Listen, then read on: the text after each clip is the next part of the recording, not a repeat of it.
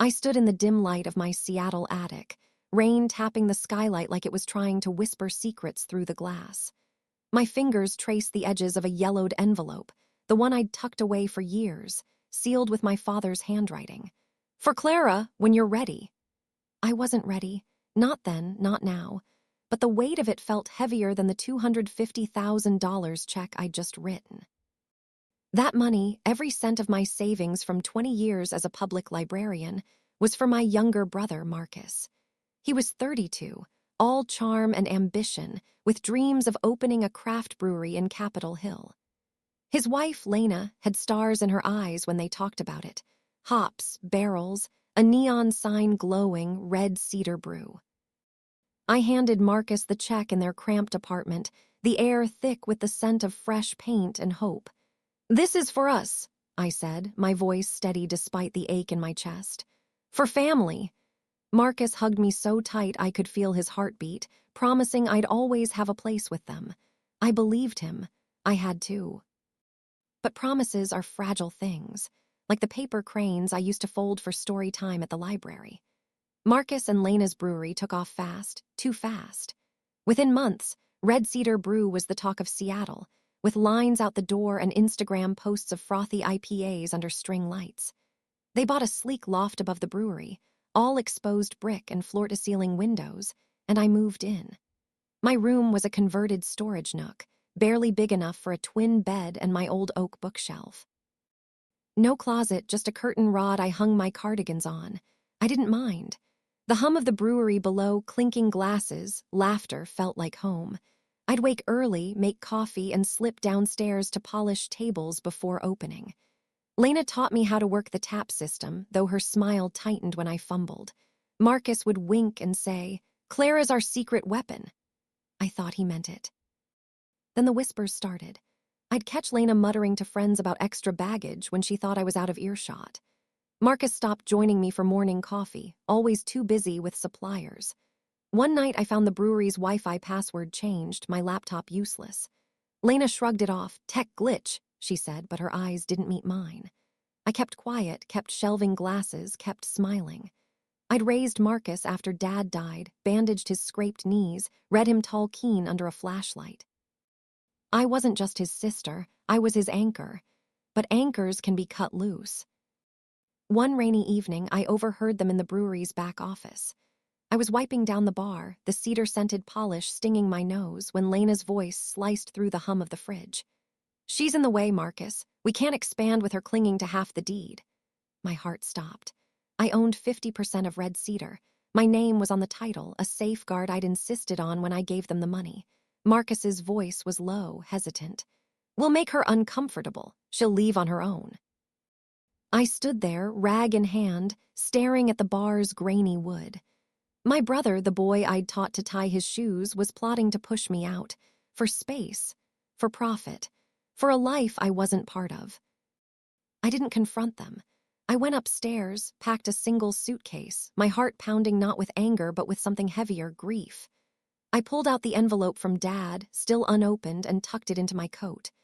By morning, I was gone, checking into a cheap motel near the waterfront, the deed to Red Cedar in my bag.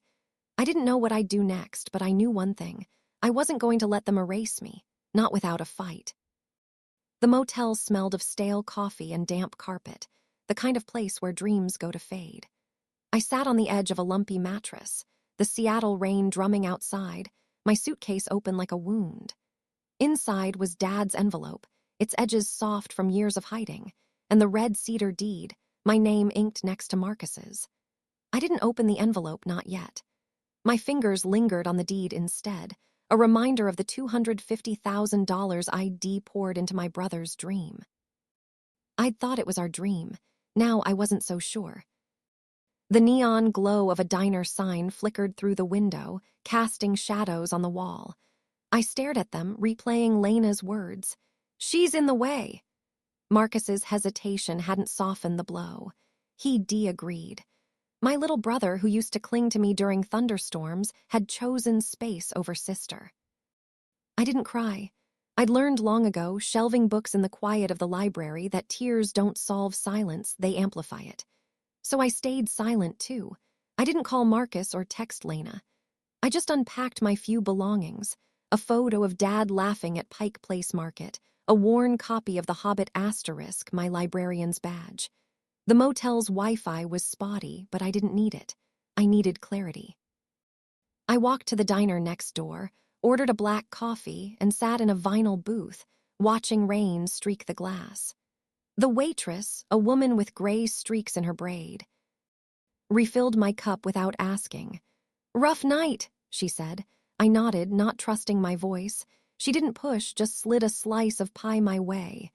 "On the house," she whispered. Her kindness stung more than Lena's cruelty. Back in my room, I pulled out the deed again. Red Cedar Brew wasn't just a building. It was my sacrifice, my trust, my last tie to Marcus. I'd given up my savings, my security to see him soar. And now they wanted me gone, not just from their home, but from the deed itself.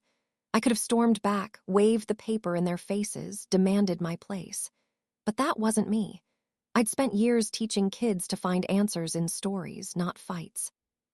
So I waited, the envelope from Dad burning a hole in my coat pocket. I still wasn't ready to open it, but its weight anchored me. Then the call came. It was a Tuesday, the sky bruised purple over Puget Sound. I almost didn't answer, unknown number, but something nudged me. "Ms. Clara Vega?" a man's voice asked, crisp and professional. "This is Tom from Pacific Trust Lending. You're listed as co-owner of Red Cedar Brew at 214 Capitol Hill Avenue." My stomach twisted. "There's an issue," he continued. "Your brother, Marcus Vega, took out a $120,000 loan against the property for brewery expansion. He's missed 4 payments. We're initiating foreclosure proceedings unless the balance is cleared by next Friday." I sat down hard on the motel bed, the phone cold against my ear. Marcus hadn't told me. Not about the loan, not about the default. He'd gambled our future, my future, without a word. I asked Tom for details, my voice calm despite the storm inside. The loan was for new equipment, a second location, a dream Marcus hadn't shared. Lena probably knew, her ambition always outpaced his. I thanked Tom, hung up, and stared at the deed. I could pay the loan, save the brewery, save them. But why? They'd schemed to push me out, to strip me of my share. I thought of Dad, his steady hands teaching me to fold paper cranes, his voice saying, "Clara, you don't owe anyone your piece." I pulled out a pen, the same one I'd used to sign library cards for kids, and signed the foreclosure release form Tom emailed me. I didn't hesitate. The brewery wasn't mine anymore, not in their eyes. Let it fall. I mailed the form the next morning, the envelope heavy in my hands. As I dropped it in the mailbox, the rain stopped and a sliver of sunlight broke through. I didn't feel triumph, just a strange stillness. Marcus and Lena didn't know it yet, but their dream was crumbling, and I just lit the fuse. The motel room felt smaller each day, the walls closing in like the pages of a book I couldn't finish. I'd lie awake, the hum of the freeway outside mixing with the memory of Marcus's voice. "Make her uncomfortable, she'll leave." I didn't call him, didn't text Lena. I just sat with the deed to Red Cedar Brew, my name staring back like a ghost I wasn't ready to bury. The envelope from Dad stayed unopened in my coat, its weight a quiet companion. I'd catch myself reaching for it, then stop. Not yet. The Seattle rain kept falling, smearing the world outside my window into a watercolor blur. I thought I could stay invisible, let the foreclosure run its course, let Marcus and Lena face their own mess. But they had other plans. It started with a ping on my phone, late on a Thursday. A friend from the library sent me a screenshot from Instagram. Lena's post, a selfie with red-rimmed eyes, captioned, "Betrayed by family. We poured our hearts into Red Cedar and now it's slipping away because of someone we trusted." My name wasn't there, but it didn't need to be. The comments were a flood, strangers calling me cruel, a greedy sister who sabotaged their dream. Marcus chimed in, posting a grainy photo of us from years ago, me pushing him on a swing at Golden Gardens Park. "Family should lift you up, not tear you down," he wrote. My chest tightened. They were rewriting me, turning me into the villain of their story. I scrolled through the hate, each word a pinprick. Disgusting. How could she? Poor Lena. I wanted to scream, to post the truth. The $250,000 I gave, the loan they hid, the deed with my name. But I didn't, not yet. I walked to the waterfront, the air sharp with salt and diesel. Gulls screamed overhead, and I stood by the ferry terminal watching boats cut through the gray waves. I'd spent my life teaching kids to find courage in stories, but now I felt like a character in someone else's tragedy. I thought of Dad, his calloused hands folding paper cranes, his voice steady. "Clara, you don't fight lies with noise. You fight them with truth." I went back to the motel, pulled out my laptop, and started gathering proof. The deed. The bank transfer for $250,000. The email from Tom at Pacific Trust Lending detailing Marcus's $120,000 loan.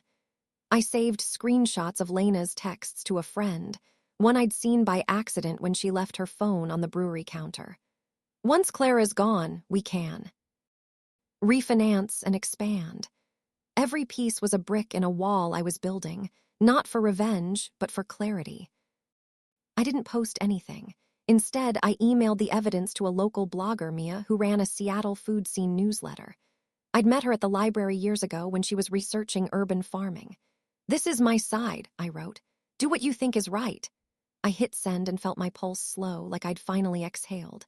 The next morning, Mia's post went up. "The truth behind Red Cedar Brew's fall." She laid it out: my money, Marcus's loan, Lena's texts. No drama, just facts. By noon, the comments on Lena's Instagram had shifted. "Is this true? Why didn't you tell the whole story? Shame on you." I didn't read them all. I didn't need to. The truth was out, and it was louder than their lies. But Marcus didn't stop. He called that night, his voice thick with panic. "Clara, why'd you do this? We're losing everything." I listened, my finger hovering over the end call button. He wasn't sorry, just scared. I hung up without a word, my hands shaking. The foreclosure notice was already taped to Red Cedar's door, a bright yellow scar on their dream. I didn't feel joy, just a hollow ache. They depainted me as the monster, but I wasn't the one who'd gambled our future. I sat on the motel bed, Dad's envelope in my lap. Was I ready to open it now? Or was there another secret waiting to break me? The motel's neon sign buzzed outside my window, a restless hum that matched the churn in my chest. I hadn't slept properly since Marcus's call, his voice echoing. "We're losing everything." Not "I'm sorry," not "I was wrong," just the raw edge of fear. I didn't answer him again. The deed to Red Cedar Brew sat on the motel's chipped desk, next to Dad's unopened envelope, both like relics from a life I no longer recognized. Seattle's rain had stopped, leaving a damp chill that seeped into my bones. I wrapped myself in a wool scarf, one I'd knitted during slow nights at the library, and walked to the diner across the street. The waitress, Ellie, nodded as I slid into my usual booth. "You look like you're carrying the world," she said, pouring coffee. I managed a half-smile. "Just half a brewery," I muttered. She didn't ask, just left a slice of apple pie. I ate slowly, the sweetness sharp against the bitterness in my throat. Back in my room, I avoided my phone. Mia's blog post had spread, a slow burn across Seattle's social media. Red Cedar's Instagram was a battlefield, comments split between those defending Marcus and Lena and others demanding answers. "Where's the $250,000 Clara gave you?" one read. I didn't look for long. Their lies had unraveled, but I wasn't celebrating. I'd raised Marcus, tucked him in, driven him to soccer practice in Dad's old pickup. Now he was a stranger, and I was the villain in his story. I thought of confronting him, showing up at the brewery with the deed in hand, but what would it change? They'd already chosen their path. Then Lena showed up. It was a gray morning, the motel parking lot slick with puddles. I heard a soft knock and peered through the peephole. She stood there, hair pulled back, holding a bundle in her arms, a baby wrapped in a soft blue blanket, my niece. My heart caught a pang I hadn't expected. I opened the door an inch. "Clara," she said, her voice low, "can we talk, please?" Against my better judgment, I let her in.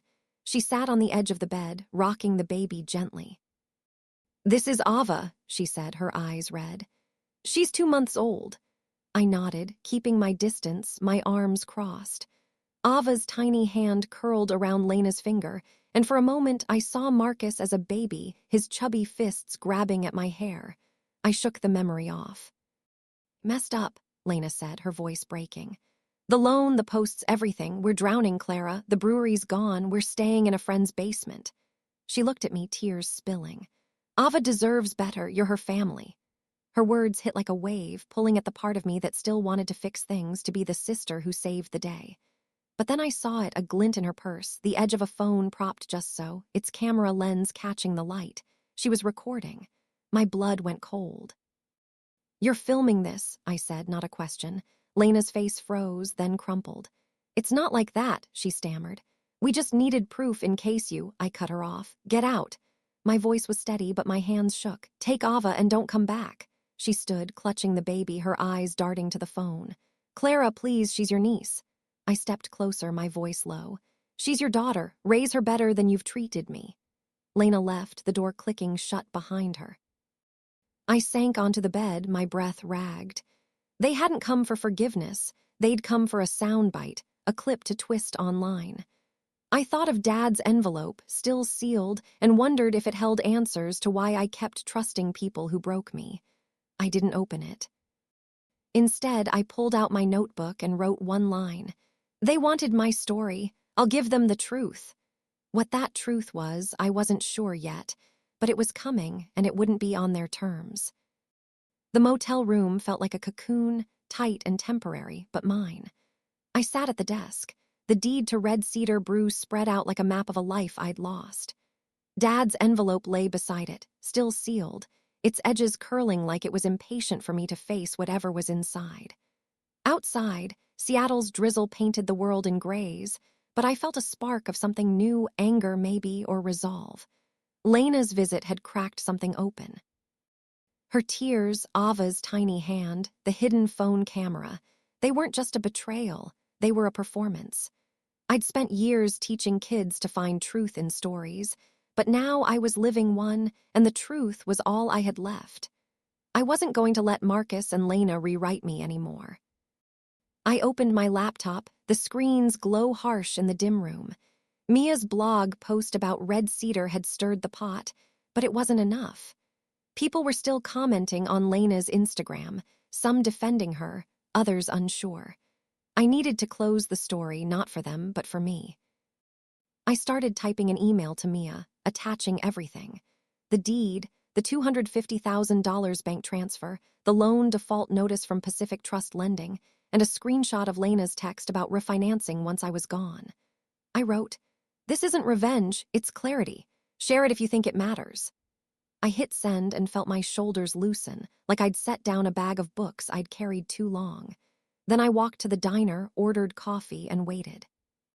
Ellie, the waitress, slid into the booth across from me during her break. "You okay, hun?" she asked. I nodded, but my eyes must have betrayed me. She patted my hand. "Whatever it is, you're stronger than it." By morning, Mia's updated post was everywhere. Red Cedar Brew, the sister's side hit Seattle's social media like a tidal wave. She de-included my evidence, laid out clean and sharp, my sacrifice, Marcus's secret loan, Lena's manipulation. The comments exploded. They used her. How do you do that to your own sister? I didn't read them all, but I saw enough. Friends from the library texted me, shocked. My old neighbor, Mrs. Chen, sent a message. "Clara, you deserved better." I didn't reply. I didn't need their pity. I needed to move forward. But Marcus and Lena weren't done. A new post appeared on Red Cedar's Instagram, a video of Lena holding Ava, tears streaming. "We made mistakes," she said, "but Clara's destroying our family out of spite." Marcus stood behind her, silent, his face tight. The comments were brutal. "Shame on you, Clara. You're tearing apart a baby's future." My stomach twisted. They were doubling down, using Ava as a prop. I walked to the waterfront, the wind sharp off Puget Sound. Gulls wheeled overhead, their cries like accusations. I'd expected their lies, but not this, using a child to paint me as heartless. I thought of Dad, his voice steady when I'd failed a math test. "Clara, truth doesn't need volume, it just needs time." I went back to the motel and printed copies of everything, deed, loan notice, texts, at the front desk's ancient printer. I mailed them to Mrs. Chen, my old pastor, and a librarian friend who'd offered to help. No note, just proof. Let them spread it. I wasn't fighting their war online, I was ending it. That night my phone buzzed, Marcus again. Clara, please, let's talk. We're losing Ava's home. His voice was raw, but I heard the edge, panic, not remorse. I didn't answer. I sat on the bed, staring at Dad's envelope. Was it time? Lena, 9 months pregnant, desperate to save their brewery, plotting to oust me. I'd signed away my share, let the foreclosure notice land. But what was in that envelope? What had Dad known that I did? I slid it into my pocket, my heart racing. Whatever it held, it was coming for me next. The motel's fluorescent light flickered, casting jagged shadows across the room. I sat on the bed, Dad's envelope in my hands, the paper soft and heavy with years of waiting. Outside, Seattle's night was quiet, the rain a soft murmur against the window. I'd been carrying this envelope for a decade, since Dad's funeral, when he'd left it with his lawyer for me. "When you're ready," he'd written on the front. I hadn't been ready. Not when I gave Marcus my savings, not when I moved into Red Cedar Brew, not even when I signed the foreclosure release. But now, with Marcus and Lena's lies spreading like wildfire online, with Ava's tiny face in their videos twisting my heart, I couldn't wait anymore. My fingers trembled as I broke the seal, the sound sharp in the silence. Inside was a single sheet, Dad's handwriting slanted but clear, and a smaller, folded note tucked behind it. I read, and the world tilted. "Clara," it began, "if you're reading this, you're at a crossroads. I've watched you carry the family since you were a girl, Marcus, me, Eve. Ryan, but you're not their keeper. Marcus has my stubbornness, my flaws. He'll hurt you, not because he wants to, but because he doesn't know how to carry his own weight. When that happens, don't break yourself to fix him. You're my daughter, not my debt." My throat tightened. Dad had seen it coming, Marcus's charm, his recklessness. The smaller note was different, written in a hurried scrawl. "There's a trust fund, Clara. $150,000 for you, not him. Call Mr. Ellison at Cascade Trust. He knows." I dropped the letter, my breath shallow. A trust fund. Dad had left me something, hidden all these years, and I'd never known. I sat there, the motel's hum filling the silence. I'd given Marcus everything, my savings, my security, thinking it was for family. But Dad had known better. He'd known Marcus would take until I had nothing left. I thought of the foreclosure, the yellow notice taped to Red Cedar's door. I'd let it happen, thinking it was justice, but now it felt like something else. Like I'd been carrying Dad's wisdom without knowing it. I called Mr. Ellison the next morning, my voice steady despite the ache in my chest. He confirmed it. $150,000 set aside in my name, untouched. Enough for a fresh start. I didn't cry. I felt light, like I'd shed a skin I didn't know I was wearing. But Marcus and Lena weren't done. That afternoon, my phone buzzed with a text from an unknown number. "Clara, it's Lena. We're evicted. Ava's got nowhere to go. Please meet us." I stared at the screen, my pulse quickening. I knew it was a trap, another performance, another clip for their Instagram sob story. But Ava's name tugged at me, a thread I couldn't cut. I agreed to meet them at a coffee shop near Pike Place, neutral ground. When I arrived, Marcus was there alone, his eyes hollow, his hoodie frayed at the cuffs. "Clara," he said, voice low, "I messed up. I should have told you about the loan. Let me fix this." I waited, watching him. He slid a document across the table, a consent form to pause the foreclosure, giving him access to manage the brewery's accounts. My accounts. I read it twice, my librarian's eye catching the fine print, limited power of attorney. He wasn't here to apologize. He was here to pull me back in. I pushed the paper back. "No," I said, my voice like stone. Marcus blinked, his face crumpling. "Clara, we're family. Ava needs you." I stood, my chair scraping the floor. "You needed me when I gave you $250,000. You didn't need me when you planned to push me out." I walked away, the Marcus bustle swallowing his reply. I didn't look back. But as I stepped into the rain, Dad's letter burned in my pocket. He'd given me a way out, a future. And now, I had to decide what to do with it. What was I running toward? Or was I finally running from something I'd carried too long? The rain followed me back to the motel, Seattle's endless drizzle soaking my coat as I clutched Dad's letter in my pocket. His words echoed. "You're not their keeper." I'd walked away from Marcus at the coffee shop, his plea for my signature still ringing in my ears. He wasn't asking for forgiveness. He was asking for control. The trust fund $150,000 Dad had hidden for me was a lifeline I hadn't expected. It felt like his hand on my shoulder, steadying me as I stood at the edge of a choice. I could have saved Red Cedar Brew, paid off Marcus's loan, kept the family together. But family wasn't a deed or a dollar amount. It was trust, and they'd burned that to ash. I sat on the motel bed, the neon sign outside buzzing like a warning. I wasn't running anymore. I was choosing. The next morning, I called Mr. Ellison at Cascade Trust. His voice was warm, like he'd been waiting for me. "Your father was clear, Clara. This is yours to build a life with." I asked him to transfer a small amount to my account, just enough for a deposit on a new place. The rest I'd figure out later. I walked to the diner, Ellie's smile greeting me like an old friend. "You look different today," she said, pouring coffee. "Lighter." I didn't tell her about the trust fund or Marcus's betrayal. I just sipped my coffee, the warmth spreading through me. For the first time in weeks, I felt solid, like a book finally shelved in the right place. But Lena wasn't letting go. My phone buzzed with a new Instagram post from Red Cedar's account, a video of her standing outside the brewery, Ava in her arms, the yellow foreclosure notice taped to the door. "This was our home," she said, voice cracking. "Clara could have saved us, but she chose herself." The comments were vicious. "Heartless. What kind of sister does this?" My name was everywhere, a weapon in their hands. I didn't flinch. I'd already sent Mia, the blogger, everything, deed, loan details, texts. Her post had shifted the tide, but Lena was clawing it back, using Ava as a shield. I thought of Dad's words. "Truth doesn't need volume." I didn't need to post or scream. I needed to act. I walked to the Seattle Housing Authority, a low brick building near the waterfront. A woman named Rosa, with kind eyes and a clipboard, listened as I explained my situation. Not the drama, just the facts.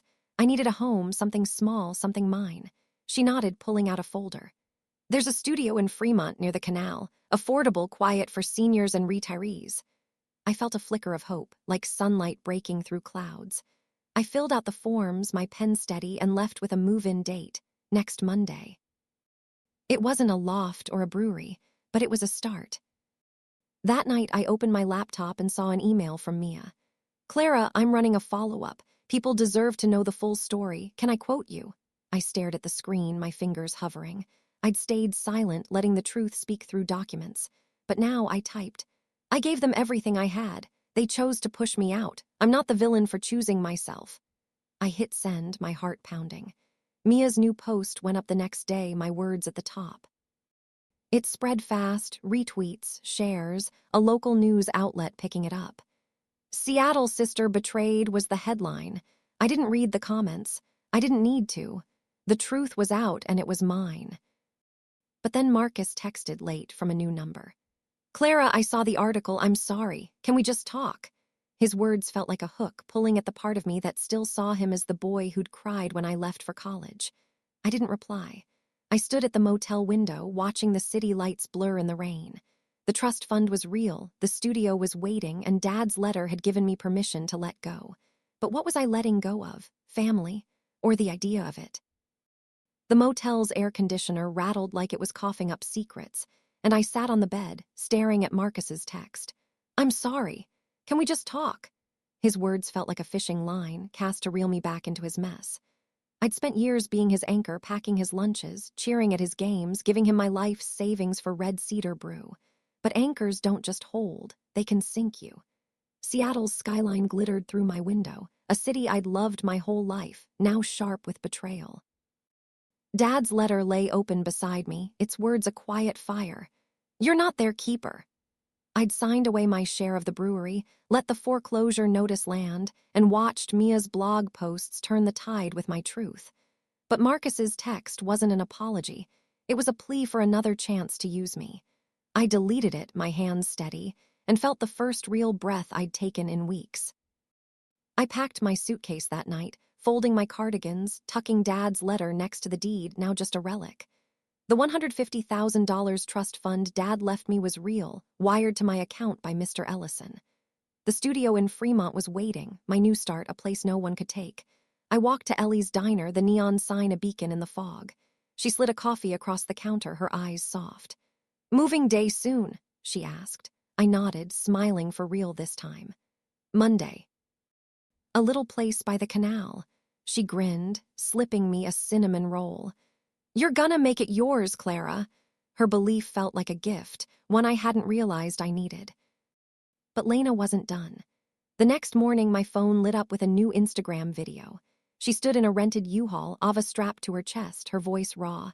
"We're homeless because of Clara. She could have saved us, but she chose spite." The comments were a storm, some calling her brave, others questioning her story after Mia's posts. One comment cut deep. "What kind of sister lets a baby suffer?" I stared at Ava's tiny face, her eyes closed in sleep, and felt a pang. I wasn't heartless. I'd loved Marcus enough to give him everything. But love doesn't mean letting yourself be erased. I closed the app, my resolve hardening. They'd used Ava as a prop before. This was no different. I went to the housing office to finalize my lease. Rosa, the woman with kind eyes, handed me the keys to the Fremont studio, her smile warm. "You're starting fresh," she said. "Not many get that chance." I clutched the keys, their weight grounding me. On the way back, I stopped at a corner store and bought a small notebook, its cover a soft blue like Puget Sound on a clear day. I wrote one line. "They chose their story, I choose mine." I didn't need to fight their lies online. I'd already sent Mia the truth. Deed, loan details, texts. The world was seeing it. But then my phone buzzed again, a voicemail from Marcus. "Clara, we're at a motel now. Ava's sick, please just talk to me." His voice cracked, and for a moment I saw the boy who'd clung to me after Dad's funeral. I didn't call back. Instead, I walked to the waterfront, the air thick with salt and seaweed. I stood by the ferry terminal, watching boats vanish into the mist. Dad's words echoed. "Don't break yourself to fix him." I'd given Marcus my savings, my trust, my home. He'd given me lies and a foreclosure notice. Ava wasn't my burden, she was theirs. But the voy. Seema lingered, a splinter I couldn't pull out. I slipped my hand into my pocket, feeling the edge of Dad's letter. He'd known Marcus would break me. Had he known I'd have to break free? As I turned back to the motel, a new email landed, Mia, asking if I'd go on record for a local TV segment. My story was growing, and I had to decide. Speak or stay silent? What was the cost of stepping into the light? The motel's walls seemed thinner each day, letting in the hum of the freeway and the ghosts of Marcus's voicemail. "Ava's sick. Please talk to me." I didn't listen to it again, but it lingered like a bruise I couldn't stop pressing.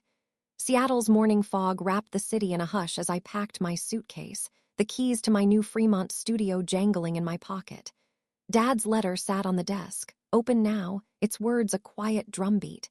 "You're not their keeper."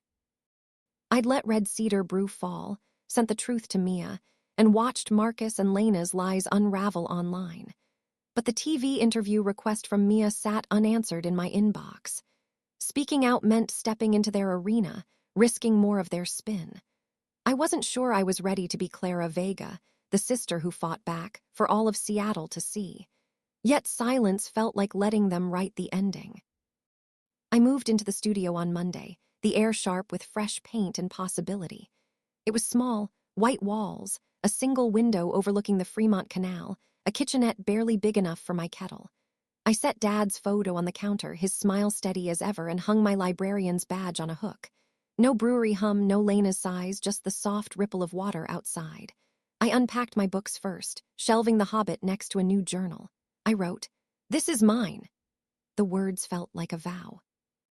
I walked to a nearby market, bought a potted fern, and set it by the window. The green felt like a promise I was making to myself. But Lena's shadow followed. My phone buzzed with a new post, a tick-tock this time, her standing in a cramped motel room, Ava on her hip. "We're starting over because Clara chose herself," she said, her voice thick with rehearsed pain. The comments were a mix. Some called her brave, others linked Mia's blog, demanding the truth. I didn't watch the whole video. I'd seen enough of their performances. Instead, I called Rosa at the housing office, thanking her for the studio. "You sound settled," she said. I laughed softly. "Getting there." She told me about a community center nearby with book clubs and art classes. "You're a librarian, right? They'd love you." Her words sparked something. Maybe I could belong somewhere new. That night, I opened Mia's email again. The TV segment was with a local station, KOMO, known for human interest stories. "We want your voice, Clara," Mia wrote, "not just the documents." I sat at my kitchenette, the fern's leaves catching the lamplight. I'd spent my life teaching kids to find courage in stories, but this was mine. I typed a reply. "I'll do it. One condition, start with this: I gave them my trust. They gave me lies. I'm not here to destroy them, I'm here to rebuild me." I hit send, my heart racing. The truth wasn't just in the deed or the loan papers anymore. It was in me, and I was ready to speak it. The next morning, I walked along the canal, the water glinting under a rare Seattle sun. A woman at the community center handed me a flyer for a book club. "We're reading Braiding Sweetgrass," she said. "You in?" I nodded, feeling a warmth I hadn't in months. But as I headed home, my phone buzzed, a text from an unknown number. "Clara, it's Marcus. I saw you're doing the interview. Please don't. We're trying to fix this." His words felt like a hook, pulling at the sister who'd always saved him. I stood by the canal, watching a heron lift into the sky. I'd given him my savings, my home, my heart. What did he have left to ask for? And what did I have left to give? The studio waited, my fern in the window, but something heavier waited too, a choice I couldn't avoid. The Fremont studio was starting to feel like home, its white walls softening in the morning light that spilled over my potted fern. I stood at the kitchenette, brewing coffee in a chipped mug I'd bought at a thrift store, the scent grounding me. Marcus's text, "Please don't do the interview," sat unanswered on my phone. I'd agreed to the KOMO segment, my words ready to carve a space for the truth. I wasn't the villain Lena painted, nor the savior Marcus once leaned on. I was Clara, and I was done carrying their story. Dad's letter rested on my shelf next to his photo, its words a quiet mantra. "You're not their keeper." The $150,000 trust fund was my lifeline, but this studio, its canal view, its silence, was my choice. I'd let Red Cedar Brew fall, let Marcus and Lena face their foreclosure. Now I was building something new, and no one could take it. I walked to the community center that afternoon, the flyer for the book club tucked in my pocket. The room's smee, led of old paper and chamomile tea, and the group, mostly women my age, welcomed me like I'd always belonged. We talked about braiding sweetgrass, about roots and resilience, and I felt a spark I hadn't since my library days. A woman named Joyce, with silver hair and a sharp laugh, nudged me. "You've got a librarian's soul, Clara. You should lead a session." I smiled, the idea settling like a seed. Maybe I could. Maybe I was more than Marcus's sister, more than Lena's villain. But their shadow lingered. My phone buzzed as I walked home, a new Instagram post from Lena. She stood in a park, Ava in a stroller, her voice soft but calculated. "We've lost everything, but we're fighting for our daughter. Clara could have helped, but she chose hate." The comments were a storm, some pitying her, others linking Mia's blog, calling her out. I didn't read them. I'd sent KOMO my story, my truth. The $250,000 I gave, the secret loan, the texts plotting to push me out. The segment aired tomorrow, and I wasn't afraid anymore. I'd spent years teaching kids to face hard truths in books. Now I was living one. That night I sat by the canal, the water dark and still. A heron stood at the edge, patient, unyielding. I thought of Dad, his hands folding paper cranes, his voice steady. Truth doesn't need volume. I'd given Marcus everything, my savings, my trust, my home. He'd given me lies and a foreclosure notice. Ava's face flashed in my mind, her tiny hand in Lena's videos, and I felt a pang. Not guilt, but sorrow for her, for the family we might have been. I pulled out my notebook and wrote, "I'm not their keeper, but I'm my own." The words felt like a door closing, soft but final. The KOMO segment aired the next day. I watched it alone, my fern catching the TV's glow. My quote opened the piece. "I gave them my trust, they gave me lies." Mia narrated, her voice clear, laying out the deed, the loan, the betrayal. Seattle watched, and the comments online shifted. "Clara's the real hero. They used her." I didn't read them all. I didn't need to. The truth was out and it was mine. But as I turned off the TV, my phone buzzed. A letter slipped under my door, no postmark. Marcus's handwriting. Clara, I'm trying to be better for Ava, for you. I held it, my heart steady but heavy. Was he changing or was this another hook? I set the letter down, unopened, next to Dad's. I'd read it later. Maybe. For now, I walked to the window, the canal glinting under the stars. I'd built my peace, but something lingered, a question I couldn't shake. What did I owe the girl who carried my niece? And what did I owe myself? The Fremont studio had become my sanctuary, its white walls now warmed by a second-hand lamp and the fern that seemed to grow greener each day. I stood at my window, the canal below reflecting a Seattle sunset, all pinks and golds rippling like a promise. Marcus's letter lay unopened on the kitchenette counter, next to Dad's, its edges curling as if impatient. I hadn't read it, not yet.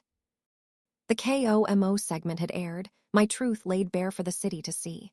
The $250,000 I gave, the secret loan Marcus took, the texts plotting to push me out of Red Cedar Brew.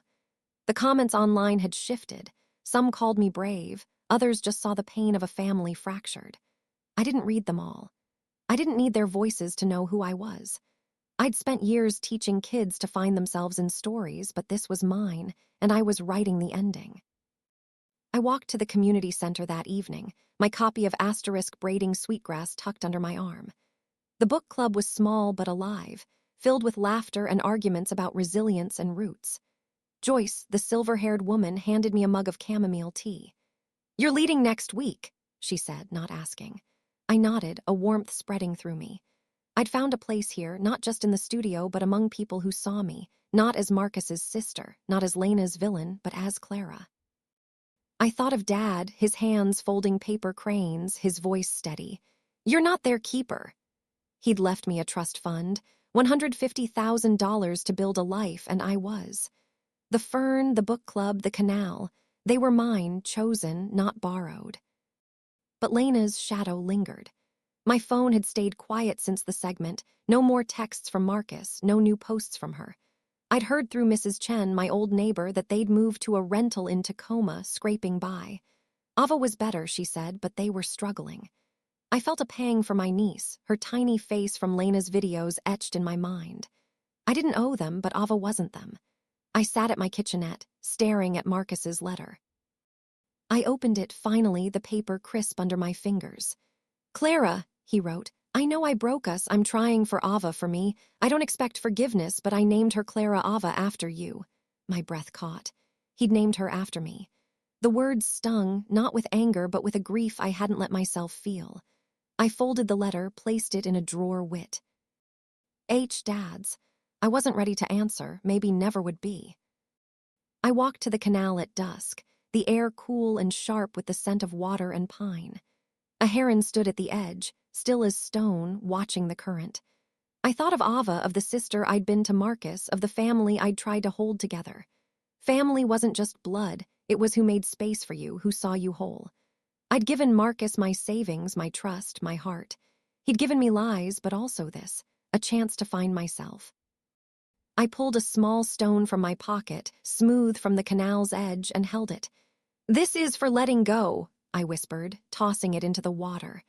The ripples spread, then faded. I wasn't running anymore. I was free. I turned back to my studio, the lights soft and golden. My phone buzzed once, a notification from the book club group chat. "Clara, you're bringing snacks next week, right?" I smiled, typing a quick yes. This was my story now, quiet, small, mine. I'd let go of Marcus, of Lena, of the weight of being their keeper. But Ava's name, Clara Ava, stayed with me, a thread I might pick up someday. Or maybe not. For now, I had the canal, the fern, and a life I was building, page by page. What would you do if you had to let go of family to find yourself? Drop your thoughts below, like this video, and subscribe for more stories of truth and courage.